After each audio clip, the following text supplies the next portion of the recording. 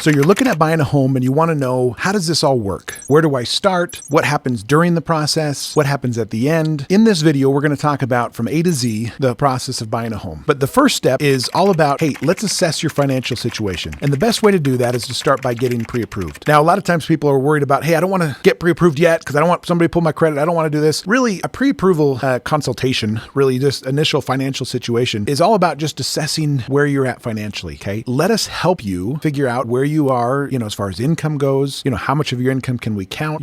Are you commissioned, hourly, salaried? What's your pay structure and stuff like that? We're also going to want to see where your credit scores are at, which may or may not require credit pull if you have some other software that's doing that, or we could do a soft pull on your credit. But again, assessing the situation, right? Kind of seeing, where things are at. That's the first step. We need to understand where you're at so that we know where you're going and we know what you need to do to get there. So don't be scared of a pre-approval. Don't be scared of starting that process. It doesn't lock you in to the loan officer that you start talking with. You don't have to work with that person. But again, doing that will help you understand if this is even a viable option for you. Is it even possible to buy a home? And if it's not, what we'll do is really help you figure out what you need to do to buy a home, okay? It's not going to just be, hey, no, see ya, bye. It's going to be, hey, let's check and see what we need to do. Maybe you need to work on this thing. Maybe we need a little bit more time on the job because of the structure of your income. Again, it's not going to be a no. It's going to be a, hey, here's the path, okay? Here's how to get there. That's what we're trying to do here is give you that guidance so that you know where to go. So assuming that we can do a loan for you, one of the things is going to be going over what loan programs we can offer you, whether you're doing a 0 down to 20% down to 50% down, right? Kind of figuring out, what options do you have to buy a home?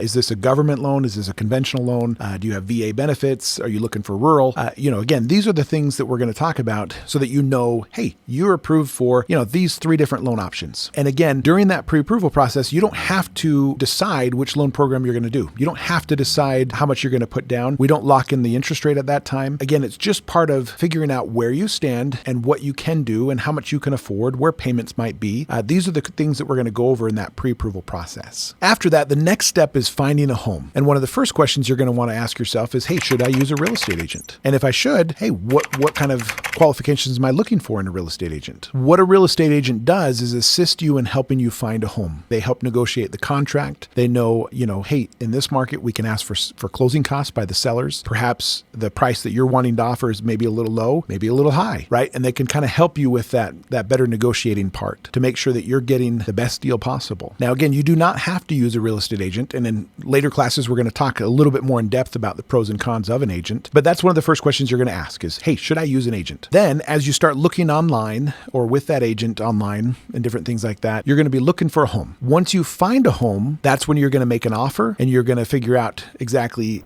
what you're offering for, what the sellers are going to contribute as far as closing costs, what the dates are in the contract. Those kind of things are the things you're going to figure out so that better process contract that you're going to have for this buying a home. Once you get that offer accepted, then you come back to me. At that point, you say, hey, Ryan, we have an accepted offer. We're under contract at this purchase price. Here's the terms, here's the dates, and we're ready to get started. At that point, that's when we lock in the interest rate. We do decide which loan program you're going to do, and then we start the loan. We may need to get updated pay stubs and bank statements, that kind of stuff, depending on how long ago we pre-approved you. But again, at that point, we'll start the loan. That's when we'll send you the docs to e-sign so that we can officially lock in the rate and start that loan. And once you've e-signed those documents, that's when it goes into underwriting. The underwriter will then review your loan and come back and say, okay, everything looks good. Here's the, 6, 5, 10, things that we need to be able to complete that loan. And to get you a final approval, we're going to do a home inspection. We're going to do an appraisal on the property, these kind of things to make sure that,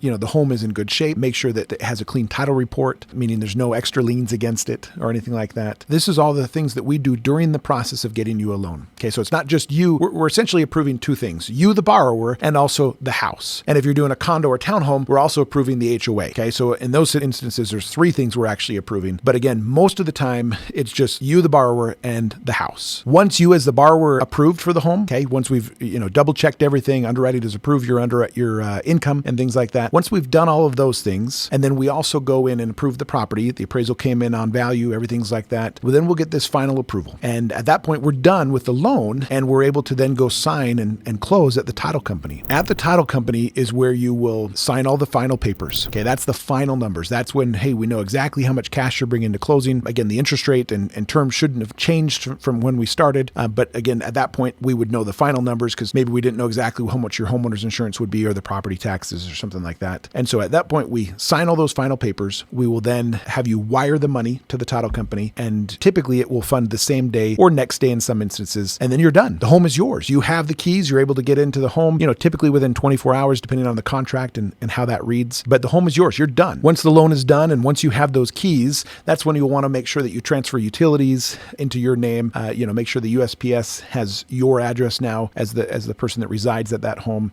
Different things with obviously the moving situation, right? Moving your stuff in and that kind of thing. And then post-closing, obviously that's where, hey, you want to make sure you maintain the home, right? And we're going to talk a little bit more about maintenance of the home and different things like that.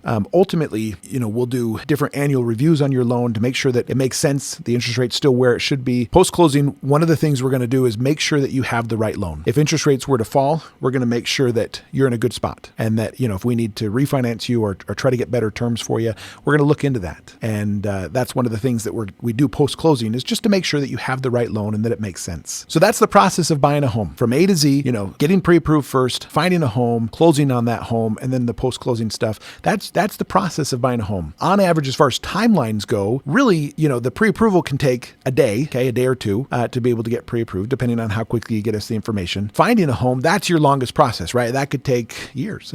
I guess it could take a long time. Sometimes it could happen in a period of days, depending on if you've already been looking and stuff like that. But that's the thing that takes the longest. So about a day or two for pre-approval. Not sure how long on the finding the home. But then as far as the loan goes, so once you're under contract on that home, once you have a contract in place, at that point, you're talking about 2 to 5 weeks for that loan, depending on what type of loan we're doing. If there's down payment assistance or thing like that. If it's a super quick loan, we can close it as quick as 2 weeks. I'd say on average, the standard timeline for buying a home is about 30-day contract. That gives you long enough to get the appraisal ordered, which normally is about a 2 to 3 week timeline for the appraisal, and to make sure that the home is what you want, doing that inspection, different things like that. It just gives you plenty of time. As far as the loan goes, though, really, again, I'd say that 2 to 5 weeks is about the timeline for that. So that's the process of buying a home.